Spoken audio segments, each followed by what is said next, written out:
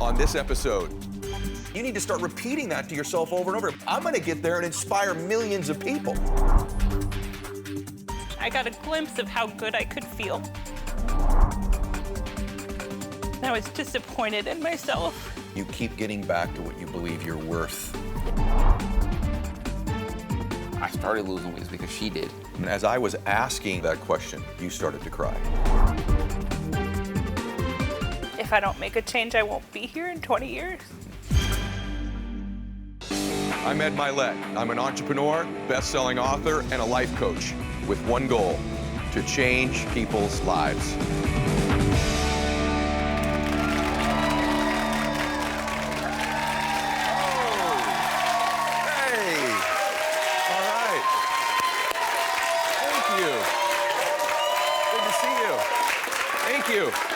All right. Angie is a mother of 2 young children, and she struggled with her weight her entire life. Recently, though, she had a dramatic 90-pound weight loss, but says then something clicked in her head and she suddenly stopped and put all 90 plus back on. Angie's submission video was just her doing squats. Take a look.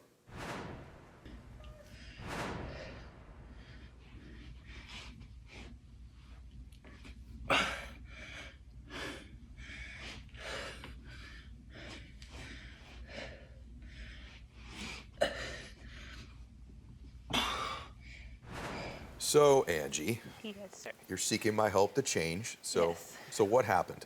So when I submitted that video, the day before, I had started a private Instagram page for like 3 people, people that I trusted to keep me accountable. Okay. Because I've lost weight 3 times, 50 pounds, 70 pounds, and then this last time was 90 pounds. And I was disappointed in myself because for a second, I got a glimpse of how good I could feel. And on day 1 again, I recorded myself doing body weight exercises. Okay. And it hurt a lot. Physically hurt? It physically hurt. Okay. And it was all I could do to like get down and then back up and whatever. My knees were just ridiculous. And I remember feeling good. Like 90 pounds ago, I remember feeling good. And I wasn't even at my goal weight when I lost my 90 pounds. Okay. I had 150 to lose, okay, but I didn't make it there. So what happened when I lost my 90 pounds was I was getting a lot of attention. I was getting attention that yeah, like look at my waist, like that's good. That's really good. But I was getting a lot of attention, and I was getting DMs from guys that knew I was married, happily married, and I guess they just didn't care. What I wasn't getting was compliments from my husband, okay, who I love. He's like, he truly is the greatest gift that I've ever been given, and I wanted his compliments. He was going through his own weight loss journey. So he was kind of focused on himself, but I was getting compliments from everywhere except for him. And that's where I wanted to hear it the most. And I think it just scared me. Like being so close to what my goal was, my personality was completely different. The people that I was really good friends with, that friend group was changing automatically. And I had a coach that was telling me to change my associations. Okay. And I honestly was really nervous about that because I love people and I see value in everyone and even in my heavier friends. And I didn't want to get rid of a friendship just because we like to go eat together. Sure. You know what I mean? Sure. And I guess why I reached out to you is because I really do want the weight off. Yeah. It sucks to hurt all the time. I have 2 kids.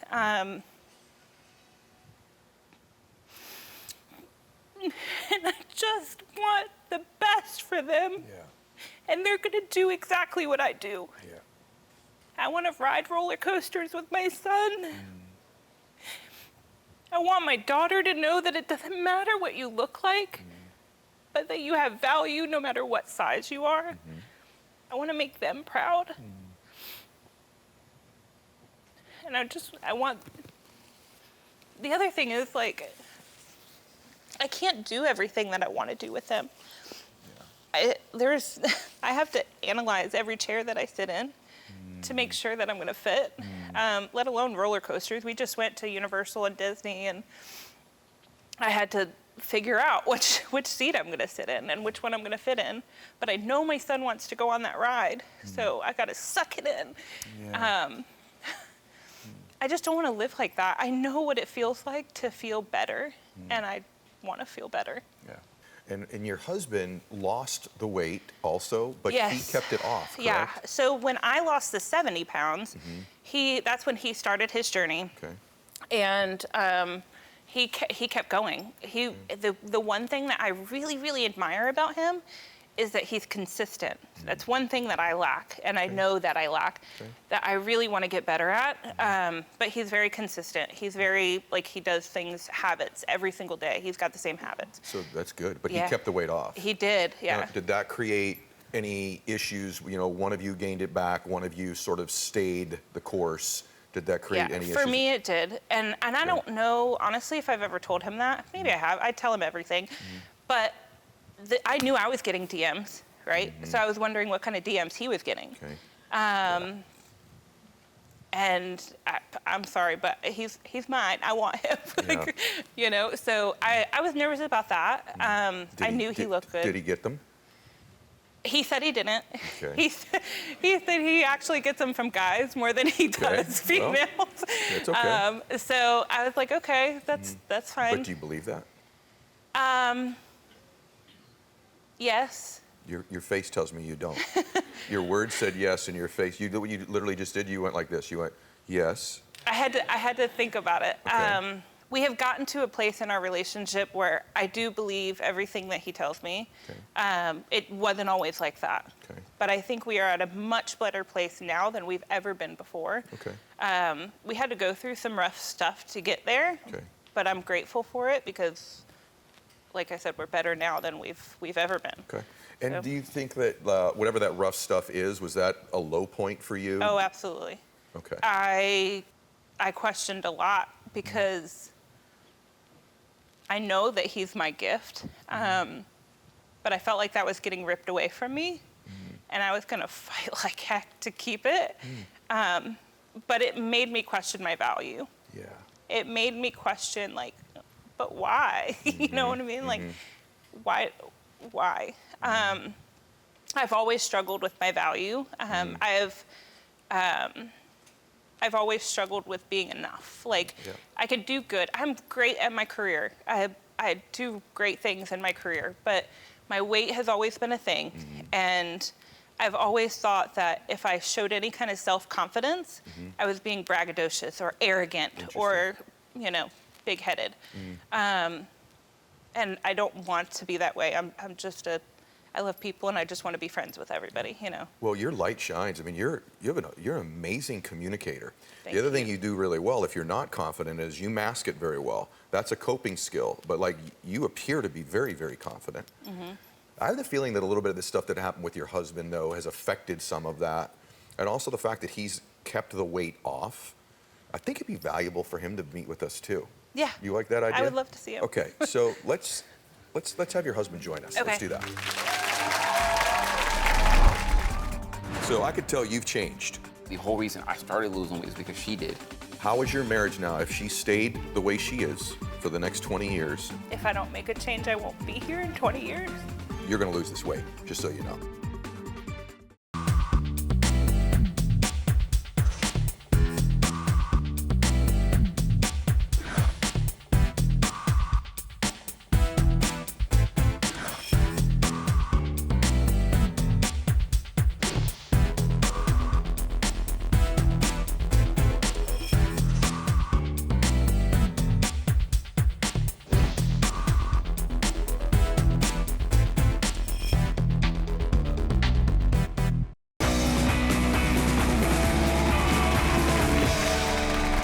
Back with Angie Perez and her husband, Anwar. All right, Anwar, welcome, brother. Thank you. Appreciate it. Hey, great to have you here. So you got a wonderful wife here. The best. You got the best. The best. The best. And it sounds to me like she's crazy about you as well. Yeah.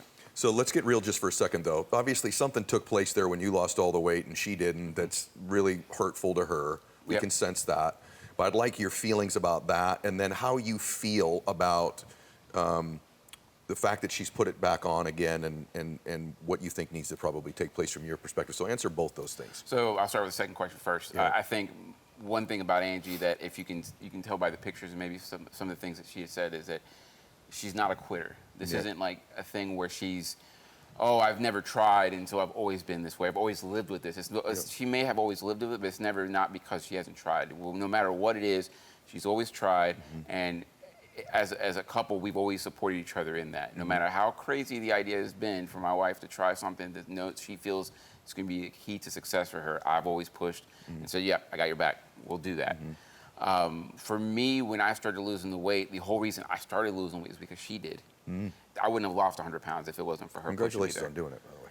Thank you. But the thing for her is that I think when I started doing the trajectory, I just stayed consistent, and no matter what. For her, she's very much all or nothing. So if a bad day happened, everything was just ruined, and she couldn't just get past that. But I think she started internalizing a lot of the things, of the successes I got, any of the attention I got. I didn't put it out there as much. I just was doing my own thing. People were noticing at work or whatever, but I was just like, look, that's cool, but for me, it was all about what my success for my health, for my family, and what I felt was the right thing to do for me. It sounds to me like, by the way, we're going to get into, you're going to lose this weight, just so you know. Okay, cool. We're going to lose the weight. But I want to just make sure that we deal with reality, though. So just without being very specific, something took place. You did really well. You start getting attention, which is normal. This happens, people I know, all of a sudden you're getting attention you're not used to when you lose weight. Something took place there where you're not thrilled with something that happened when he got attention from somebody. Is that right? No, well, yes, but that happened, prior to the losing weight. In fact, prior to a lot of that, and I think maybe that may have been an original impetus for her trying to lose the 70 pounds. Okay. So that may have been a thing like where she talked about when she didn't feel valued. That may have been an issue for her to kind of push her to go down that route. Okay. However, where I was at was in a place where the attention that I did get, and I think she mentioned about getting people in her DMs and things like that. It was all guys. It was my pastor. It was my friends from church or a friend from work saying, "Hey, man, we should go work out together." And I'm like, hey, "That's cool, but that's great." Okay, so I could tell you've changed. I can see this. You've already made a change, right? Prior to that change, though, because we're going to help you change. Prior to that change, something took place that really hurt you that potentially may have caused you even to gain weight again, right? You lost some of your value during that time. Then he's made these changes. You guys have a great relationship now, but if we don't understand the past, we can't move to the future. So that was a pain point for both of you. Yeah. Agreed? Yes. Okay, fair enough. By the way, it takes a real man to say that. It takes a real man to change. It takes a real man to love your wife the way you love your wife, and I want to acknowledge all of the above from you. And so I think you're a really strong man. Appreciate so that. I want to acknowledge that. And you're pretty good, too, by being calm about that and not letting anything come out. So listen, let's get to you. What do you think being heavy gives you? Let me tell you why I ask you that. We don't do anything in our life that doesn't somehow, at least in our minds, reward us. So we get something for doing it, even if it's to our detriment overall. What's the benefit? There's got to be a benefit to you for doing it. I'll tell you, when I was lower, when I was 90 pounds lower, I was extremely uncomfortable. Now I'm comfortable. I mean, I'm in pain. Yep. But I'm comfortable because I can mask some things. There you go. I don't know if it's everybody else, but like as a heavier person, I joke a lot. Yep. I make people laugh. I love to make people laugh. But it's another way of me putting attention on someone else other than myself, or getting someone to like me because I'm funny, because I know I'm not, something pretty to look at. You know what I mean? So I've always felt like, and when I said that I wanted to lose weight the first time, the reason why I wanted to lose weight was, one, because of my kids, one, because I didn't want to be in pain anymore. But the third reason was because I wanted to be taken seriously. I feel like I have a lot to offer. You do. I feel like I can inspire people. I feel like I could be a good leader. I have these mustard seed dreams, if you know what I mean, and visions of what my life could be. but they're uncomfortable. They require me to do things that are uncomfortable. Yeah. And right now I'm comfortable. And I think what happened when I was lower in weight was that I was getting really close to those mustard seed dreams. And I knew I was being called into something that was uncomfortable. And maybe it was a defense mechanism that made me put the weight back on. But I know that's not who I am. This outer shell is not who I am. I feel like we all have a story. And I probably have a very similar story to someone else, but I just feel like there are people that I'm supposed to be helping and lives that are supposed to be changing. But until I get uncomfortable and get back to the weight that I can get to, I know I can get to, then I probably won't be taken seriously enough to be able to help people. Yeah. You're incredible. Thank So one of the things that's incredible about you is your self-awareness level and your ability to express yourself. So there's this whole other life sitting there waiting for you. There really, like, It really is. There really is. I can see it. Right? And I can as well. And I guarantee you Anwar can see it. He knows this up close. You're hiding a little bit in your weight. Yeah. You hide. It allows you to hide. You can feel a little bit invisible when you're heavier. Ironically, we can become more invisible when we hide in some of these familiar things. When we step into the unfamiliar, now we're not invisible anymore. And now what else is someone going to see about me that I've been able to hide in my weight? Right. Is there some weakness in me that my weight sort of covers up because people aren't expecting a whole lot from me? Yes. And that's part of where we're going to go. I want to get to that when we return.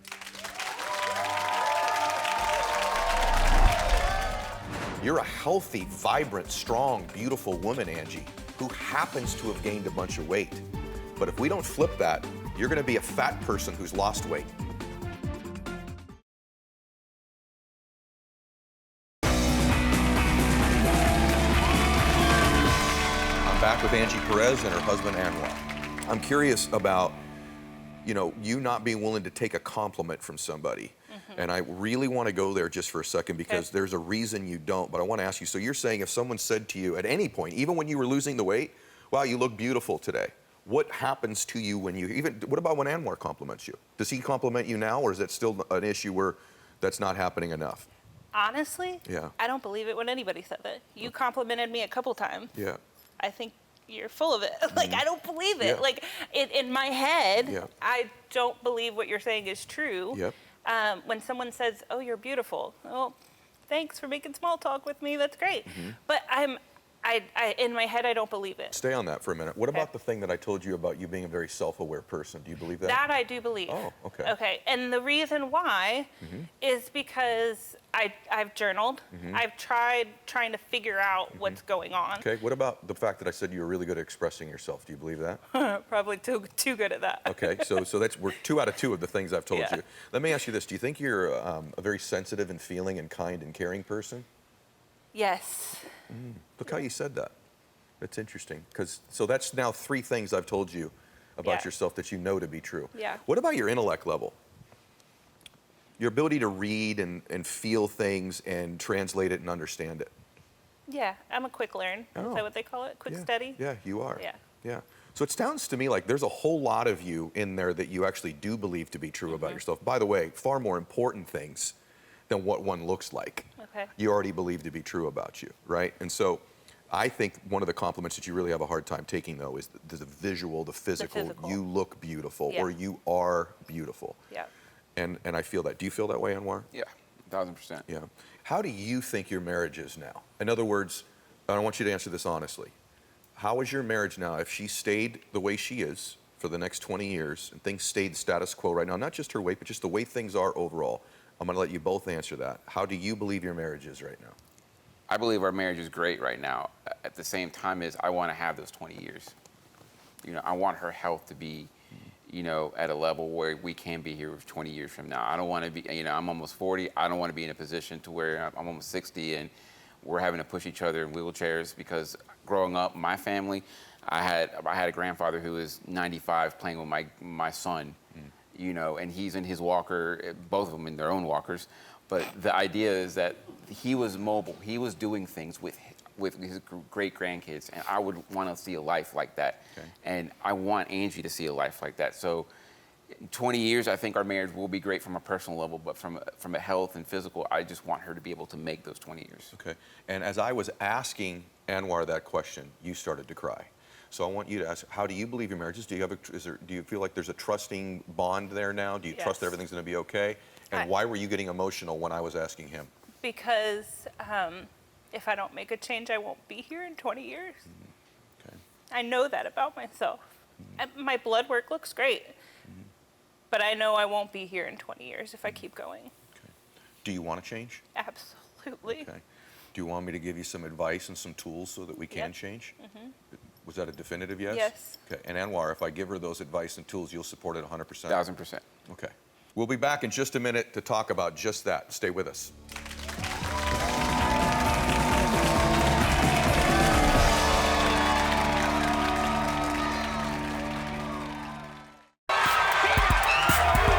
You are the five. Get off my stage.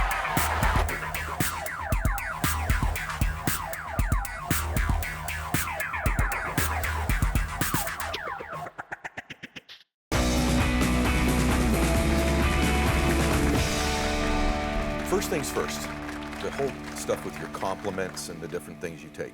You know, you've done enough reading to know about identity. Okay. You are going to keep gaining weight if we don't change your identity as a person. You're going to keep putting it back on. So our identity, we have different identity levels. We have a happiness one, we have a fitness one, we have a wealth one, a faith one. If you have a thermostat setting of 40 degrees, okay, in this room, but it was 100 degrees outside, which it is sometimes, the external conditions don't determine the internal thermostat, does it? So if it's 100 degrees out here, what happens is our thermostat cools the room back down to 40 degrees to get what we believe we're worth. In life, our identity is our thermostat setting. Right. So if we believe we're worth 40 degrees of health, 40 degrees of energy, 40 degrees of wellness, 40 degrees of beauty, Angie, if we believe that's what we're worth, and we begin to lose that weight, and we're at 80 degrees, and 90 degrees of beauty, and 100 degrees of fitness, and 120 degrees of wellness and health, we will eventually unconsciously turn the thermostat of our life back on and get back to 40 degrees and gain all that weight back. Yep. And that's what you've done repeatedly. You keep getting back to what you believe you're worth. Yep. And so we can give you all the nutritional and dietary recommendations in the world, and you will lose the weight, but you will eventually turn that air conditioner back on. Right. The first things first is that I believe that people that put on a lot of weight and have lived that way for a long time become familiar with it.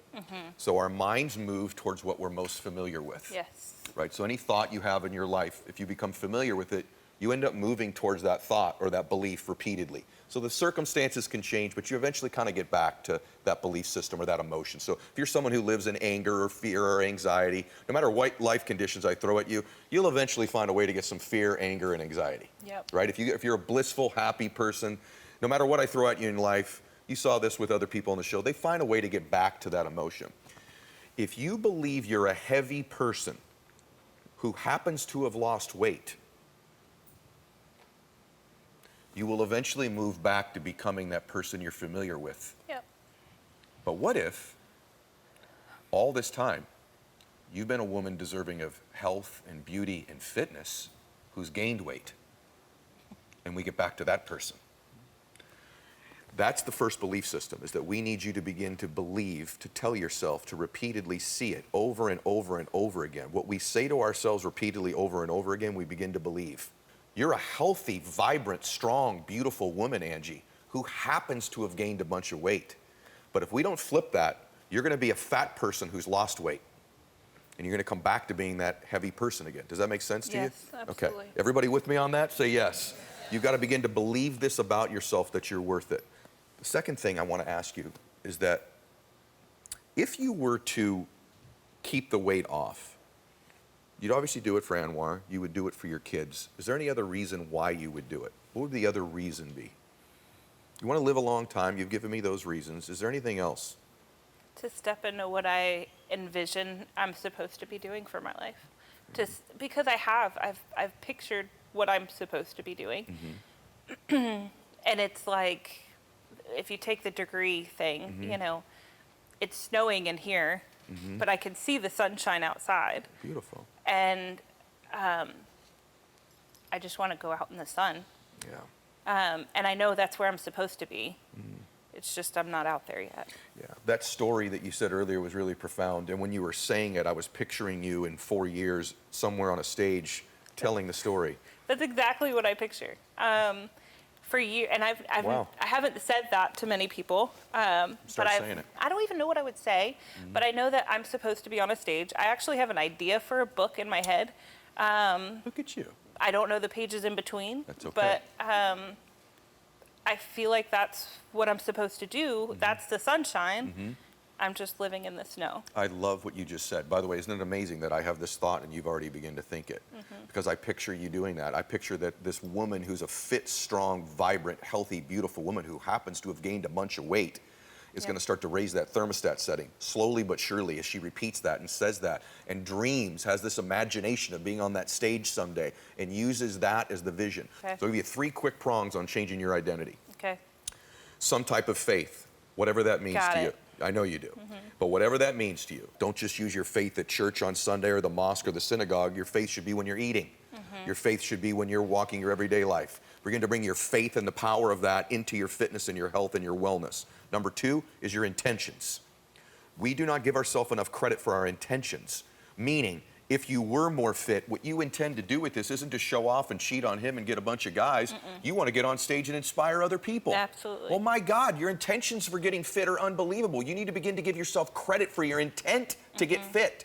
You deserve to be fit, Angie, because of your faith, and number 2, because of what you intend to do when you get there. Yeah. And you need to start repeating that to yourself over and over. Man, I get there, I'm not about another guy or an Instagram selfie or any, like most people are. I'm gonna get there and inspire millions of people. Maybe I'm just gonna inspire one person. Yeah. Maybe there's one little girl right now who's 14 years old somewhere, who's getting bullied at school because she's heavy, and she needs some beautiful soul to say, I'm doing this for you also. Now that thermostat setting's starting to go up, not because of how unbelievable you are, but because what you intend to do. Too many people link their confidence to their abilities, and you'll always be chasing that tail. Because if it's always predicated on how good you are at something, you'll never be there. So it's intention driven. I'm glad that was a wow from you. And then the third thing is associations, though. You've got to be around people who, in your life, Angie, eat healthier and think healthier thoughts. Here's the good news. Here's the misnomer. It doesn't mean you need to drop the other people.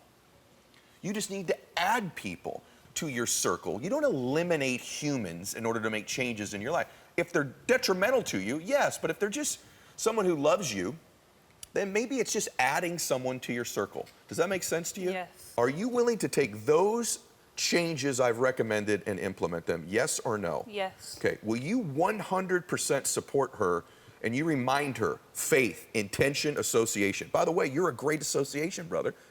You're a great association. Will you do that? Yes. Okay, 100%. If you do that, I'll start helping you on all the mental side of this. Okay. And I'll connect you with somebody that I know named Chris Powell. Oh, yeah. Chris has hosted a show for many, many years on losing lots of weight. Right. And he's one of the best in the world at it. And we will work with you in tandem on your program. Are you with me on that? I'm 100%. All right. I think you two are awesome. Thank you. I'm really grateful you were here today. Thank you. All right. Thanks so much. Give me a hug. Give me a hug. Good to meet you, brother. Yeah, man. Yeah, man. My pleasure to meet you. Thank you so much. All right. That was awesome. Thank you. Thank you. So I love taking audience questions, and this one stood out to me. So, how do you attract the right significant other in your life? I'm just 29 years old and wondering if I'm doing the right things. All right, great question. Number 1, don't try too hard. Don't be too needy. Most people don't respond to that type of energy, and I think oftentimes the great things in our life show up when we're not looking for them. Let me be really clear about what I mean by this. It's great to have goals and ambitions in our life. We should be very goal-centered. I teach that in my work. But once we've got the goal established in anything, when we remove ourselves from the outcome, it takes the pressure off of us. And in the dating world, I really believe that it takes the neediness off of us when we're not aggressively looking for it all the time. So you want to have a picture in mind of who it is that you're looking for, but you don't need it. You want it. And there's a big difference between those two things. And then the second thing is this: be worthy of that person. Be worthy in believing you deserve it. And so I would just say, be that person that you want to attract, and then at the right time, they're gonna show up for you when you're least looking for it and least needing it. The right person shows up.